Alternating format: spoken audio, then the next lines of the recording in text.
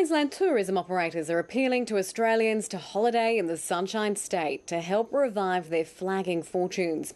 All year they've been struggling with the perception the state is a risky tourism destination after a string of natural disasters last summer. It was a state underwater and under threat.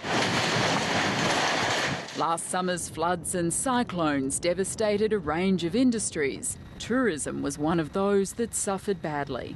You can't even really begin to describe just how bad the start of the year was. When we saw the access into the region cut by all modes of transport for a good few weeks, it really knocked every business for six. Rockhampton hospitality provider Grant Cassidy says despite the floodwaters receding a long time ago, there's still a perception amongst tourists Queensland is a risk. It was a real struggle to get people to get their head around the fact that really there wasn't the sort of devastation that was perceived.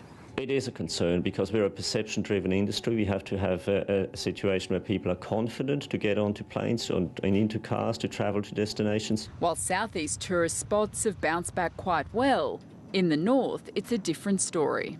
The regions that are very heavily reliant on the leisure market suffer the most, and that would be the Whitsundays, of course. Also further north in Cairns and tropical North Queensland, they're also doing it tough. Tourism operators are now sweating on a disaster-free summer to turn their prospects around.